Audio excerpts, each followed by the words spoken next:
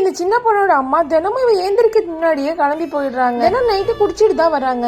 இப்போ வீடு முழுக்கவுமே வெறும் குப்பையும் குளமா இருக்கு. அவங்க வீட்டு கிச்சன்ல சமைச்சு ரொம்ப நாளா இருக்கும். இப்ப அந்த பொண்ணு டெய்லி சாப்பிடறது கூட காசு கொடுத்துட்டு தான் போறாங்க. அவங்களும் எதுவுமே சமைச்சு தர மாட்டேங்கிறாங்க. இப்ப இந்த சின்ன பொண்ணுக்கு இருக்க ஒரே ஆறுதல் அவளோட அங்கிள் மட்டும்தான். இப்ப அந்த அங்கிளை பாக்கலான்னு கிளம்பி போறா.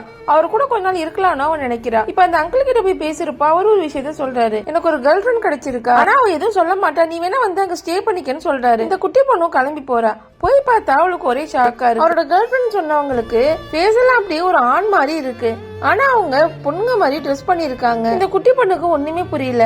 அதுக்கப்புறம் தான் அவங்க எக்ஸ்பிளைன் பண்ண ஆரம்பிக்கிறாங்க, நான் ஒரு ஆணா தான் பிறந்தேன், அதுக்கப்புறம் ஒரு ஆபரேஷன் பண்ணி பொண்ணா மாறிட்டேன்னு சொல்றாங்க. இந்த குட்டி பொண்ணுக்கு மறுபடியும் ரொம்ப குழப்பமா இருக்கு.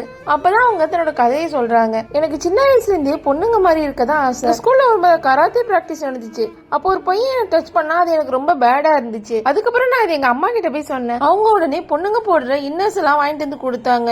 எனக்கு செஸ்ட் மாதிரி இருக்கிறதுக்காக ஒரு பால் கூட ரெடி பண்ணி கொடுத்தாங்கன்னு சொல்றாங்க. அதுக்கப்புறம் நான் ஆபரேஷன் பண்ணிக்கிட்டேன். இப்ப நான் கொஞ்சம் கொஞ்சமா பொண்ணா மாறிட்டு சொல்றாங்க. இந்த குட்டி பொண்ணுக்கு என்ன சொல்றதுனே புரியல. பெரியவங்களே இதெல்லாம் புரிஞ்சுக்க முடியாது. இந்த சின்ன பொண்ணு என்ன பண்ணுவா, அவளும் அவங்க கிட்ட எதுவுமே சொல்லாம போய் படுத்து தூங்கிடுறா.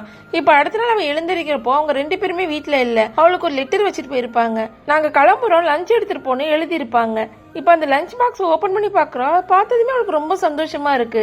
இதுவரை அவளுக்கு அந்த மாதிரி ஒரு லஞ்ச் பேக் யாருமே ரெடி பண்ணி கொடுத்தது இல்ல. அதுல கேட்லாம் வரைஞ்சு ரொம்ப அழகா டெக்கரேட் பண்ணிருப்பாங்க. அந்த குட்டி பொண்ணு ரொம்ப சந்தோஷமா சாப்பிடுறா. வீட்டுக்கு வந்ததும் அவ தேங்க்ஸ் லெட்டர்லயே எழுதி வச்சிருப்பா. அதை பார்த்ததும் அவங்களுக்கு ரொம்ப சந்தோஷமா இருக்கு. இப்ப அந்த பொண்ணுக்கு திடீர்னு வயிறு வலிக்குது. உடனே அவங்க பதறி போய் அந்த பொண்ணு ரொம்ப நல்லா பாத்துக்கிறாங்க.